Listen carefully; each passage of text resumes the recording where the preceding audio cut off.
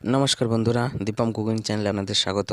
बंधुरा आज आमी आपनादेर এই ভিডিওতে দেখাবো কিভাবে চিকেন স্কিন ও পা রান্নার রেসিপি, খুবই সুস্বাদু।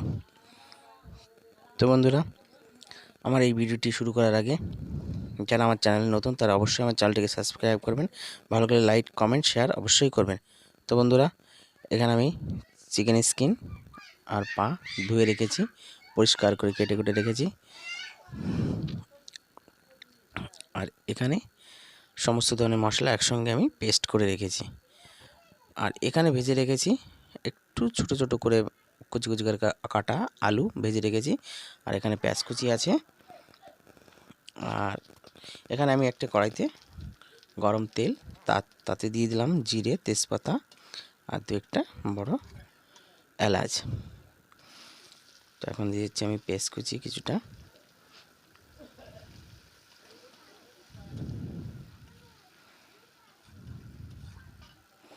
তো পেঁয়াজ কুচিটা একটু ভেজে নিচ্ছি। পেঁয়াজের কালারটা যখন একটু বাদামি বাদামি হয়ে আসবে তখন আমি এই মশলার পেস্টটি দিয়ে দেব। সমস্ত মশলাটুকু আমি দিয়ে দিচ্ছি, কারণ মাংসটা একটু বেশি, মানে চিকেন স্কিন। আর একটু সামান্য পরিমাণে দিয়ে দেব জল, মানে মশলা ধোয়া জলটা। তো এখানে দিয়ে দিলাম আমি। আর কিছুক্ষণ একটু ভালো করে মশলাটা কষাতে হবে।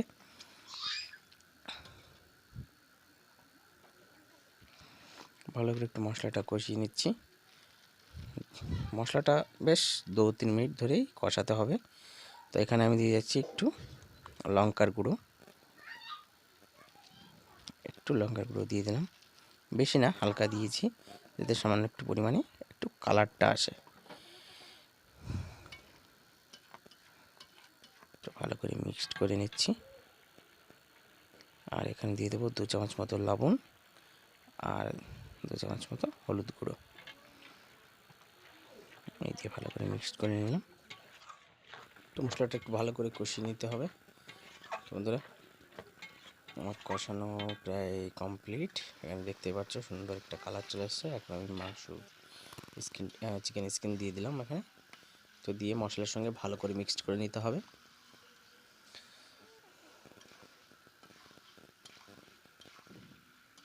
তো মানে মুরগের ছালের গায়ে ভালো করে মশলাটা মিক্সড করে নিতে হবে। এখানে ভালো করে মিক্সড করে নিয়েছি, দেখতেই পাচ্ছ। তো এখান থেকে আমার কিছুক্ষণ 2-3 মিনিট মতো, 3-4 মিনিট মতো একটু জাল দিতে হবে। এখানে আমি আরেকটু লবণ দিয়ে দিচ্ছি আর একটু হলুদ।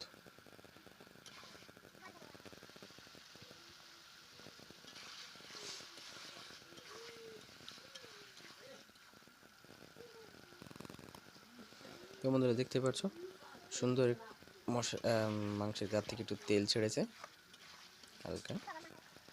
তো ভালো করে একটু জাল দিয়ে ভালো করে একটু কষিয়ে নেব। বন্ধুরা এই রেসিপিটি খুবই সুস্বাদু। চিকেনের এই রেসিপিটা খুবই টেস্টি, খুবই সুস্বাদু হয়। তো এখানে আমি আলু ভাজা দিয়ে দিচ্ছি, মানে আলু যে ভেজে রেখেছিলাম সেই কুচিটি দিয়ে দিচ্ছি।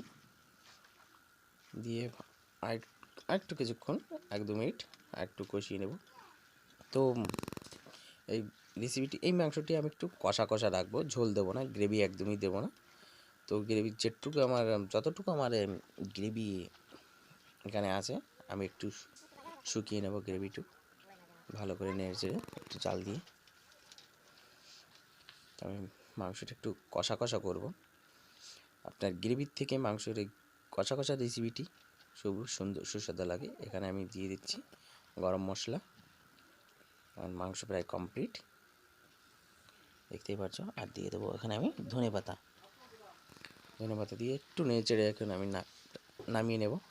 তো বন্ধুরা গ্রেভির থেকে আপনার এই রেসিপিটা, এই কষা রেসিপিটা আপনার খুবই সুস্বাদু হয়। আর আপনার খেতেও খুব টেস্ট, অনেকটা পরিমাণে খাওয়া যায়, কিন্তু গ্রেভিটা বেশি খাওয়া যায় না, কারণ ওটা প্রচণ্ড তেল ছাড়ে। আর তেল থাকলে বেশি খাওয়া যায় না। তো এখানে এখন আমার মাংস কমপ্লিট, এখানে আমি এখন নামিয়ে নেব।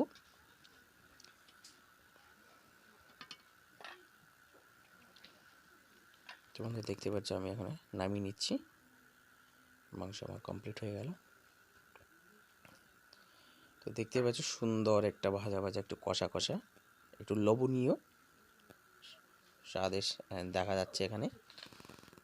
তো আপনার এই রেসিপিটা দিয়ে প্রচুরই লোভনীয় আপনার চিকেন মাংসর থেকে। তো বন্ধুরা, আমার এই ভিডিওটি যদি ভালো লাগে তাহলে অবশ্যই লাইক করুন, শেয়ার করবেন। সবাই ভালো থাকুন, সুস্থ থাকুন।